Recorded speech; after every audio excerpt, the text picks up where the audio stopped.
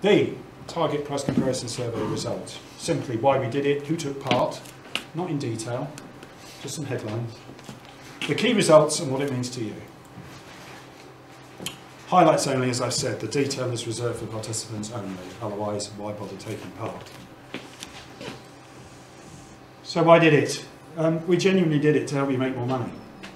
That was the sole driver. Pricing is a major, major competitive issue for all of you. Every single business I go to, the conversation is essentially about two things. How can I get more business and what am I going to do about the prices? That's really the bottom line. Yet we know that doing things like competitor research is very time consuming.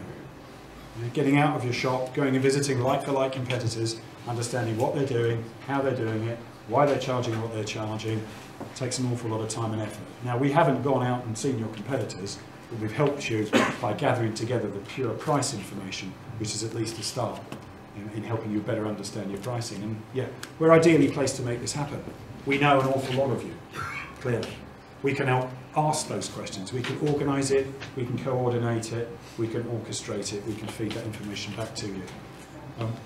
And because of the way we work, we are happy to make that investment of time and effort. It's something that we want to do, it's something that we believe makes us unique and different. What was done? It was directed at generic products, and I'll show you in a moment what that means, but we didn't look at specific line items that we produce. We looked at particular sorts of sizes of drives. Would be a fair way to put it? Yeah. So it's not brand specific? It's not brand specific either. It's a generic product base. And the ones that you buy the most from us, well, buy the most frequently from us. Why? Because that's the ones that are going to be most likely to be most relevant to most of you. What's the most there? You get the idea. And genuinely, it didn't have to be restricted to target purchases. It was all about what are you charging for these kinds of products. It's about your pricing. The information, very simple. Do you stock it or don't you? Check box, tick or not. If you do, what's a typical price?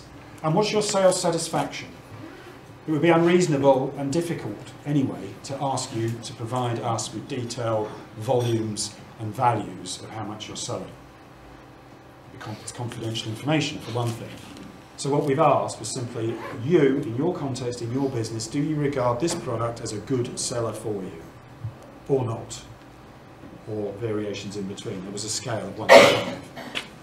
We invited 100 customers initially to take part. We widened that so that we would get 100 responses because we wanted it to be representative. And we got 101 in the end. And that price comparison obviously didn't just include yourself, it included details from the big guys as well. So if you did take part, you'll have seen that before, but that's a screenshot of the survey form. So you can see the ways in which the products were generally categorised. So when I spoke about drives, hard drives, 2.5-inch internal 320 gigabyte. Tends to be a popular size of drive that you're buying from us. Many of you are buying it. Do you stock it or don't you? What's a typical retail price? And as I said before, an indication of your sales satisfaction.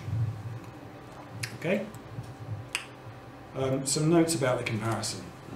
The price comparison that was made with the big chains is biased, and the reason it's biased is we didn't actually physically go out and shop their in-store prices. Yeah? We did it the hard way for you, which is we shopped their internet prices. So their pricing is much more aggressive than it is necessarily in their shops. Yeah? So when you see where you're positioning against the big chains, remember we were shopping online. And they're cheapest. And they're cheapest. Generic products, so we would say the cheapest for that. They're cheapest in that category. So it was the hardest comparison we could draw.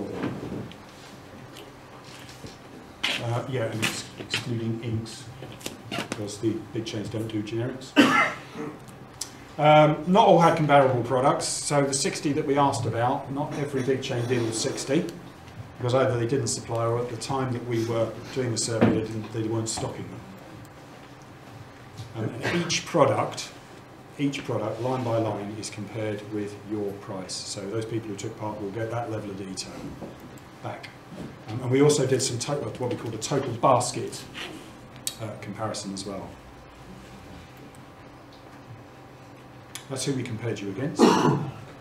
Some of them are still with us. Some of them already moved on. But yeah, the big names, the people you would generally regard as being some of the people that are coming into your garden and doing things that they shouldn't be doing in it.